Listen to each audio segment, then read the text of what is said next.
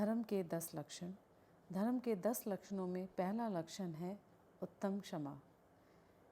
उत्तम क्षमा पहला अध्याय है और इस सिलसिले को आगे बढ़ाते हुए आज हम पढ़ने वाले हैं एपिसोड नंबर 6 में कुछ और कहानियाँ। चाहे प्रतिकूल वातावरण हो या कोई अपशब्द कह रहा हो या कोई अपमानित कर रहा हो, तो भी उस पर क्रोध न करके अपने परिणामों को शांत बनाए रखना, यह क्षमा भाव है। क्षमा ही इस लोक में परम शरण है। क्षमा माता के समान रक्षा करने वाली है। जिन धर्म का मूल क्षमा ही है, कर्मों की निर्जरा का कारण क्षमा है। क्षमा हजारों उपद्रव दूर करने वाली है। इसलिए धन व जीवन चले जाने पर भी क्षमा को छोड़ना योग्य नहीं है। जो गृहस्थ होकर भी विपरीत परिस्थितियों में अपने क्षमा धर्म को नहीं छोड़ते, वे संत पुरुष माने जाते हैं। चलो एक कहानी सुनते हैं। दक्षिण में एक संत पुरुष तिरुवल्लुवर गृहस्थ में रहकर व्यवसाय करते थे। उसी नगर में एक धनी व्यापारी का पुत्र देवदत्त रहता था, जो कुछ दुष्ट प्रकृति का था। एक दिन किसी व्यक्ति ने देवदत्त के समक्ष उस संत पुरुष के क्षमा गुण की प्रशंसा कर दी।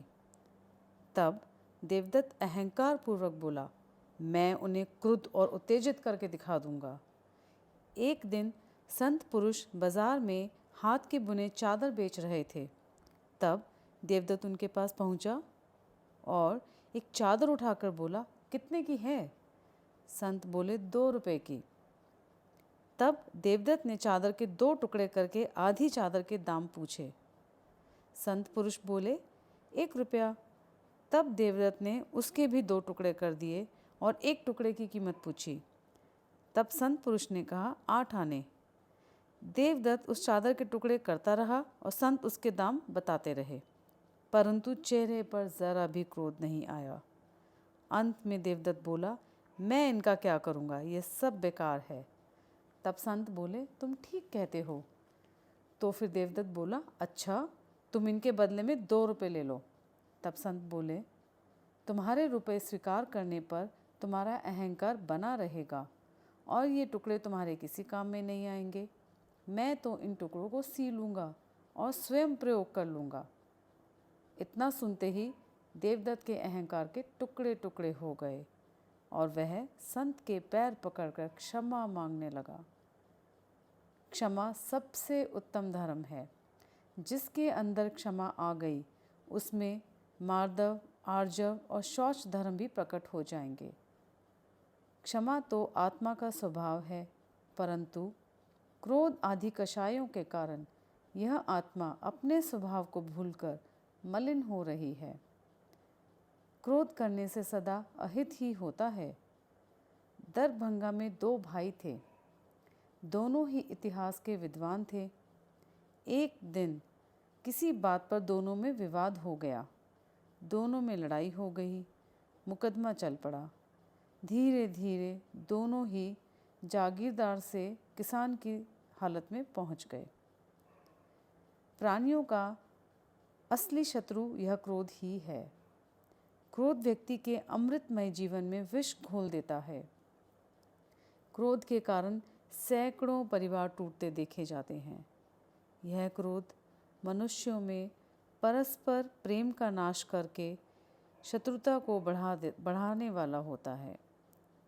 नित्य प्रति होने वाले झगड़े व कलह का कारण यह क्रोध कषाय ही तो है। एक व्यक्ति शाम को दुकान से घर आया। उसने 5,000 रुपये पत्नी को दिए। पत्नी भोजन बना रही थी। वह रुपयों को वहीं छोड़कर किसी काम से बाहर गई। इतने में वहाँ खेल रहे उसके 2 वर्ष के बेटे ने रुपयों की गड्डी को उठाकर जलते हुए चूल्हे में डाल दिया। अग्नि तेज जलने लगी, जिसे देखकर वह बेटा खुश हो रहा था। इतने में माँ आ गई। उसने जब ये सारा नज़ारा देखा तो उसे समझने में देर न लगी। क्रोध ने उसे अंधा बना दिया और वह अपना होश खो बैठी। और उसने अपने प्यारे से बच्चे को जलते चूल्हे में झोंक दिया। उसका इकलौता बेटा था जिसे क्रोध खा गया, बुढ़ापे का सहारा था जिसे क्रोध ने छीन लिया। क्षण भर के क्रोध ने जीवन भर का दुख पैदा कर दिया। इस दर्दनाक घटना को जब पति ने देखा तो वह क्रोध से भर गया।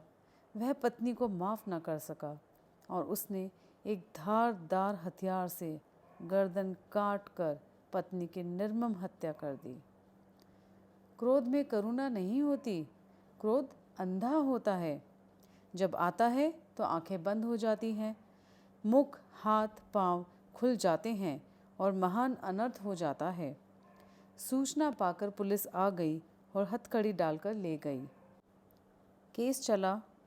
मजिस्ट्रेट ने हत्या के जुल्म में उसे आजीवन कारावास की सजा सुना दी।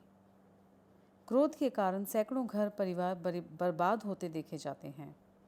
क्रोधी व्यक्ति अपने प्रिय व हितैषी को भी भला बुरा कह देता है और बाद में अपने किए दुष्कृत्य पर पछताता है। अंत में स्वयं दुखी होता है। क्रोध ही जीवों का महान दुश्मन है। यह शत्रु से भी बढ़कर शत्रु है। यह क्रोध धर्म और धर्म बुद्धि का नाश जड़ से कर डालता है। क्रोध आने पर सुमति के साथ साथ धर्म भी भाग जाता है। हम आगे पढ़ेंगे अगले एपिसोड में। अगर आपको इन वीडियो से कुछ भी लाभ हो रहा है तो मेरी आप सबसे विनती है कि आप प्लीज़ इनको शेयर करें अपने दोस्तों से, परिवारजनों से और जिनका भी आप भला चाहते हैं उन सब से। जय जिनेंद्र।